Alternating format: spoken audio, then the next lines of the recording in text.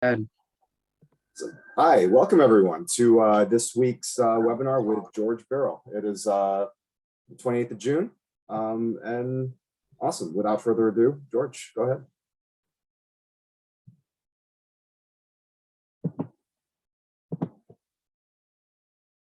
Oh,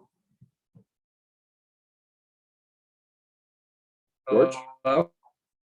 Hi. Yeah, did I lose you there for a second? Yeah. Okay. Well, yeah, I think we're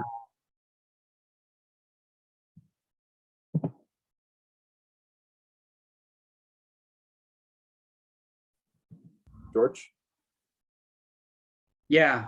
can you hear me?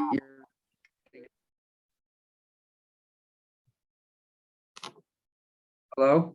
Hello? Yeah, can you hear me?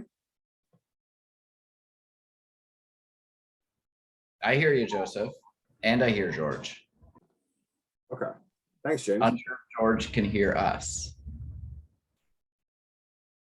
That's the problem because George is on a hotel Wi-Fi right now, so the connection's not ideal.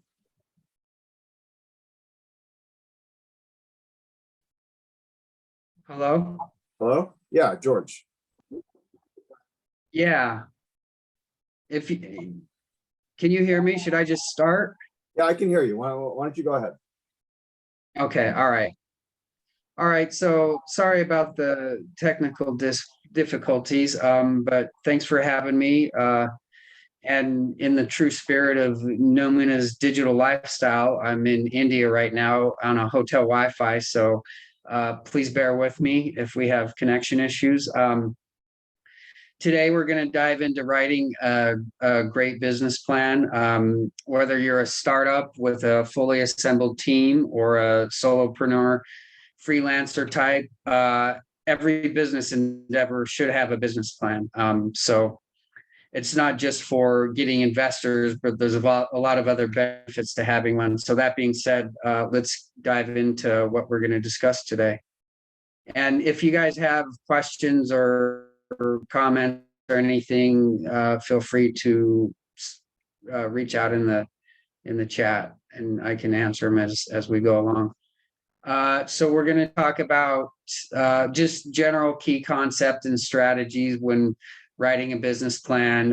Then we'll get into the actual format of a business plan. It's very formatted. There's a definite format that has kind of evolved over the years of investors and business plans. So we'll get into the standard format, and then we'll get into how to actually get started and take the first step in writing a business plan, because that's the hardest step usually. And then we'll get into the capital quotient score and how that relates to a business plan. So, all right. So the key concepts and strategies in writing a business plan. Just in general, the key concept is be objective and logical as possible. You're not writing a novel, you're writing a business document. So keep that in mind. I know we have a lot of, in the Noumena community, there's a lot of creatives, but this is not a creative type document. This is an informational document. So keep that in mind. And then serve as a guide to the business operation. So it kind of gives you a guide of how the business operates. So that's another concept you have to keep in mind. And then also, you need to communicate the company's purpose and vision, describe management responsibilities, detail personnel requirements, provide an overview of the marketing plan, evaluate current and future competition in the marketplace.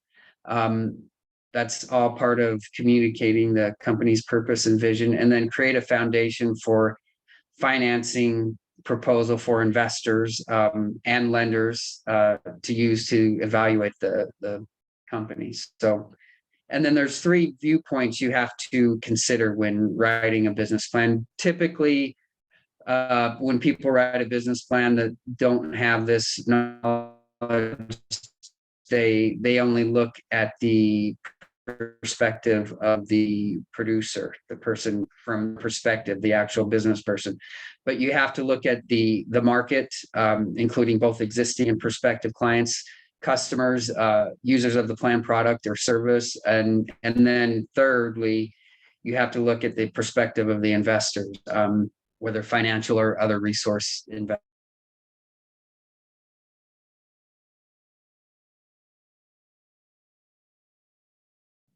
Oh, you seem to have lost George for a minute there. Business. Hi, George. Sorry, we lost you for about 5 seconds. Oh, sorry. So just what I said was the viewpoints of the constituencies, the producer, whether it's the actual entrepreneur or inventor, the market, which is the clients, keep that perspective in mind, and then the investors, of course. So those are the three important perspectives that your audience that you're writing to. So there's the format of a good business plan. There's two basic types of business plan. There's a typical format, which is the more comprehensive, and that's what I'll focus on. And then there's a more watered down, lean startup plan that maybe a freelancer who's not seeking investment might want to get involved with, as far as what would work for them. So, like I said, I'll detail the typical standard format because that's more comprehensive.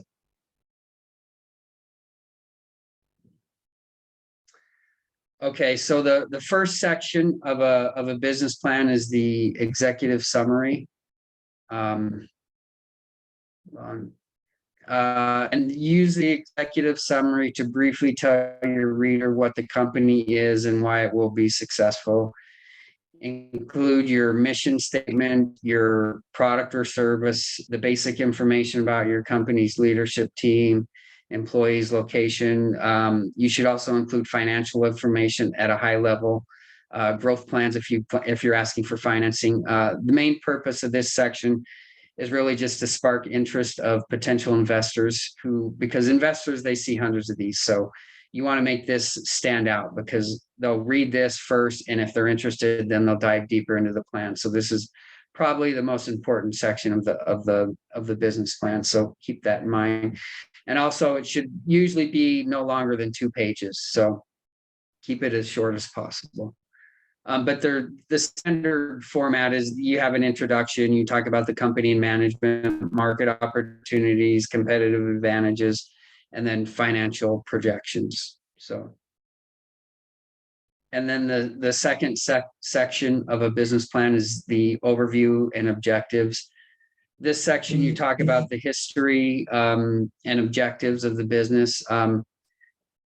Think about what products and service you will provide, how you will provide those items, what you need to have in order to provide these items, exactly who will provide, and most important, whom you will provide these service items to, which boils down to what you will provide, what you need to run your business, who will serve your customers, and who your customers are. So how do you start this? You need to focus on the basics. Identify your industry, obviously, if it's retail, wholesale, service, manufacturing, etc. Clearly define what kind of business it is. Identify your customer. You cannot market and sell to customers until you know who they are, obviously. Explain the problems you solve. Successful businesses create customers by solving a problem. So this is where you lay that out. And then how you will exactly solve that problem. So that's the overview and objectives, which is a little bit of a more detailed summary of the executive summary, or more detailed than the executive summary. So then the next section, you talk about the products and services. You give a product or service description. You talk a little bit about the competition and future products. You clearly describe the products and services you will provide. Keep in mind that highly detailed or technical descriptions aren't necessary and definitely not recommended. And then use simple terms and try and avoid industry buzzwords, just because their readers are usually so used to seeing that it kind of makes it more bland and blend in with the others. So try and avoid that.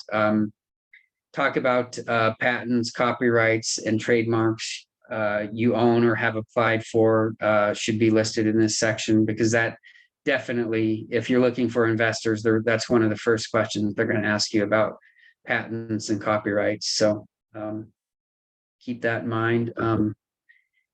And then the next section is market opportunities. You provide a market summary, and then you talk about the market trends in your industry, the market growth, the market needs. A good business plan analyzes and evaluates customer demographics, purchasing habits, buying cycles, willingness to adopt new products and services. You answer some high-level questions about your market and your industry. What's the size of the market? That's one of the first things they ask as well. Is it growing? Is it stable, or is it decline? Is the overall industry, or what segment of the market do I plan to target? What demographics and behaviors make up the market you plan to target? Is demand for my specific product and service rising or falling? That's always important. Can I differentiate myself from the competition in a way customers will find meaningful? If so, can I differentiate myself in a cost-effective manner? What customers expect to pay for my products and services should be addressed. Are they considered to be a commodity or to be a custom or individualized? And obviously, the more individualized, the higher price target you shoot for. For your market you hope to serve, you have to determine your potential customers, their total household, what the demographics are, median income by demographics, things like that. This is all addressed in your market in analyzing who you're going to sell to. So what is the niche, the attempt you're carving out in your market? What percent of the market do you hope to penetrate or acquire? That's addressed in this section as well. Is the population and spending habits? What is the population and spending habits and levels? Why do customers need, and why will they be willing to purchase your products and services? How will your price and your product services be evaluated by the customer? Will you be the low cost provider or the value added service provider at higher prices? That should be addressed. Is your market likely to grow, and how much and why? Can you increase your market share over time? That's something that investors or anybody wants to see when they're reading that. So that's kind of an overview of the market and what you need to address. The next section, following market, you talk about how you're going to reach that market in the sales and marketing section. The basic and steps involved in creating your marketing plan is you have to, after you've identified your market, you have to focus on your target market, who your customers are, who will you target, who will make the decision to determine how you can best reach the potential customers, i.e. your marketing channels. So that definitely needs to be addressed.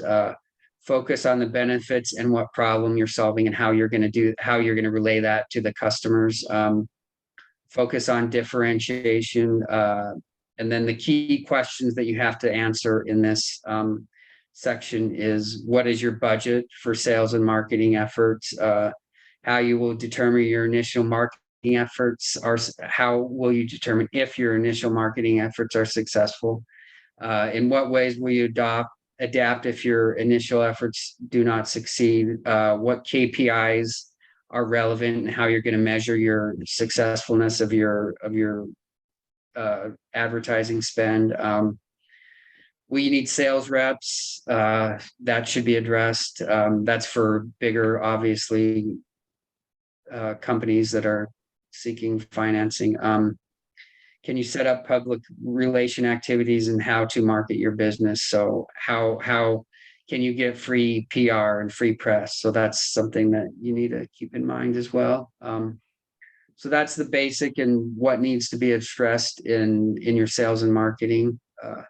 And then the next section is sort of related to marketing. It's your competitive advantage.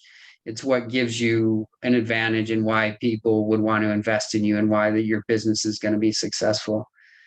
So it's devoted to analyzing your competition, both your current competition and your potential customers is important in this section. You have to develop a profile of each of your current competitors and lay that out. Answer the following questions about them. What are their strengths and weaknesses?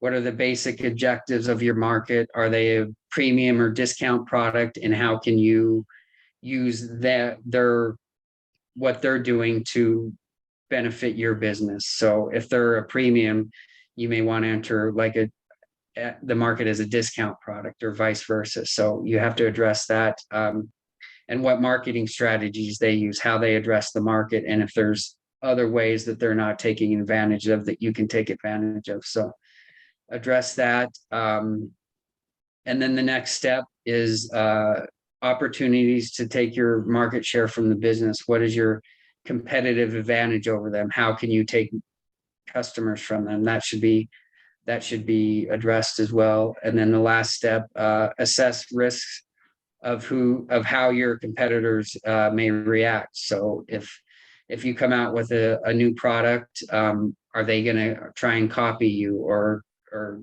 do something like that, or copy your marketing channels? So you have to address that as well, and what your defenses would be against that.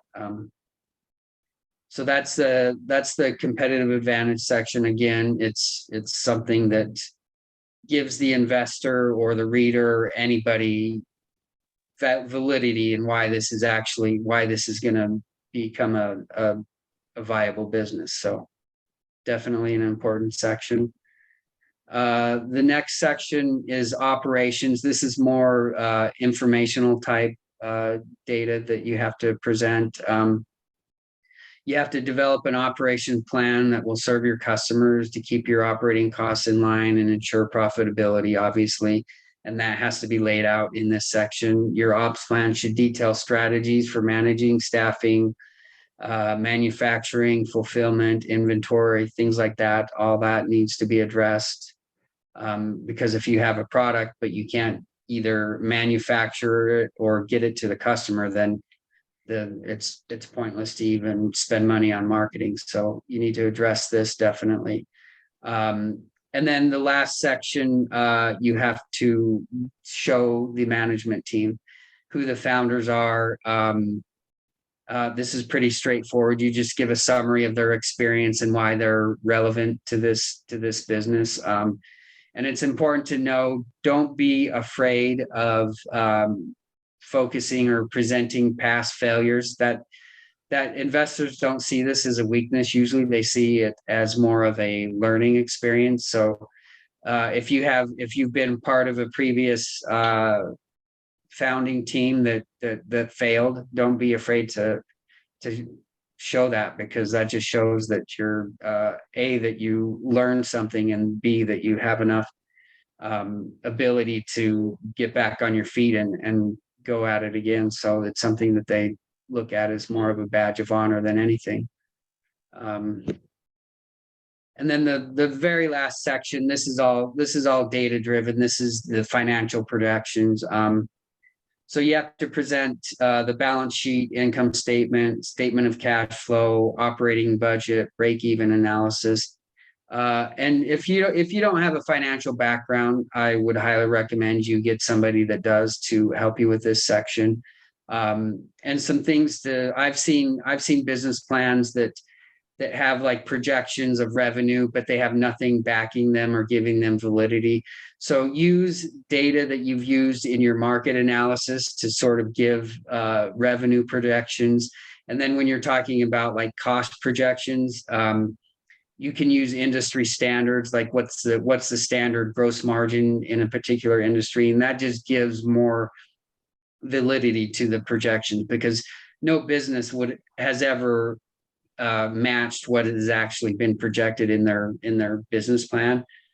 But it's still very important because it can tell an investor if things go worst case scenario, best case scenario, is this business going to make and provide a return on investment? So yeah, definitely keep those pointers in mind. And like I say, if you don't have a financial background, get somebody that does, because otherwise investors will just tear something that doesn't make any sense apart and won't even give credibility to it. So so that being said, the next section is how to get started writing a business plan. So there's a ton of free resources out there.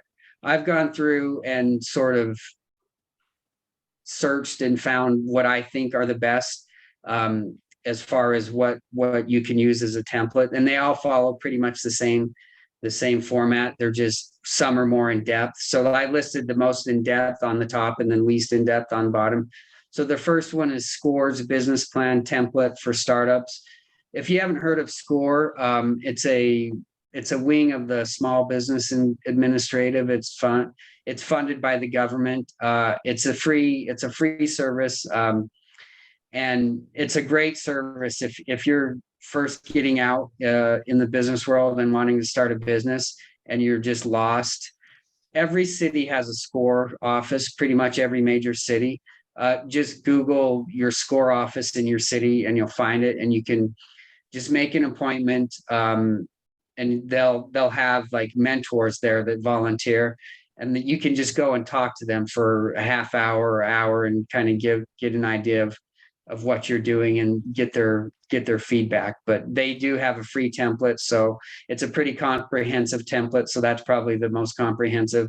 And then another one, Law Depot, that's a good one. I've found I've had some customers that have used that one and it's worked well for them. And the next one, Mave Everywhere Freelancer, the URL's right there, but that's a great one for freelancers. I know Noumena has a lot of freelancers.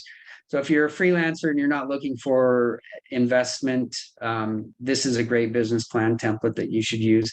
This is something that you should probably use if you're going to do the CQ, which I'll get into in the next slide. This is probably a good template. And then this is the $100 startups 1-page business plan. That's just a 1-pager. If you just don't have a lot of time and you're really not looking for investment, you can use that, and you can just use that initially and then build on it over as time progresses and maybe use a more comprehensive template. But if you just want to get started and do something quick to get you thinking about what exactly your business is and what you want to do, just go to that 100startup.com in that link, and you'll see the link to the business plan template. That's a great one to start on if you just are completely lost. So keep that in mind. And then that being said, I don't know how many of you are aware of Noumena's CQ, Capital Quotient, I guess their program on the app. You can go to the app, it'll say update my CQ on the app, and it'll take you into this webinar for work. Hello? Oh, I sorry, I thought I heard a question, but I'll just get into what the CQ is, why do you need a CQ, and how you can get it. So a CQ is just used to represent your skills and abilities. It's a number that they've developed. It's out of 1,000 points. And a CQ is a measure of your capability and potential as a business person. It's similar to IQ. It's based on your acquired skills and knowledge. You can use your CQ to win a client. You can use it to self-audit where you are at today and what you expect for your business in the future. And this score represents your investability as an entrepreneur. So yeah, that's definitely why you need it. And then it's made up of 4 components: your identity and social capital, you and your background and skills. And then the second component is your native capital, which is they have quizzes and it's based on your thought process. So I think it takes like less than 10 minutes, but it's a pretty nice quiz, just to give you an idea of how a business person thinks and how close you are to that. So that's another benefit. The third component is your financial capital. And that's just basically you load in your banking and your financial information, and it uses it to help validate your financial position to be starting a business. So that's definitely another good tool that you can use. And then the fourth component, you have to upload a business and financial plan. So like I said, you can, depending on how much time and effort you want to put in this, you can do the minimum or you can do a more comprehensive. You can start out with the minimum and then add on as time goes by, but you definitely need a business financial plan to get your CQ score, and it's just recommended. So anybody, even a freelancer, should always have even a basic business plan. So that's kind of our take on the CQ and business plans. I don't know if is there any questions? Joseph, did any questions come through? Yeah, awesome. Thanks so much, George. So unfortunately, I mean, we don't have any questions in the chat right now, but we can open up the floor and see if anyone has any questions they'd like to ask, live. Okay, yeah, that's fine. I'll send you the deck, and it'll have those links on it, because I mean, if you're going to go through the CQ process, one of those 4 templates will definitely work for you. So I'll send you the deck, and if anybody wants it with those links, just reach out to Joseph or Alyssa, and you can get started on your business plan. All right. Awesome. Thanks so much, George. And as usual, the recording of this webinar can be found on the Noumena app in the recorded events group, and as well as on our YouTube channel. Thanks, everyone. All right. Thanks a lot, guys. Take care.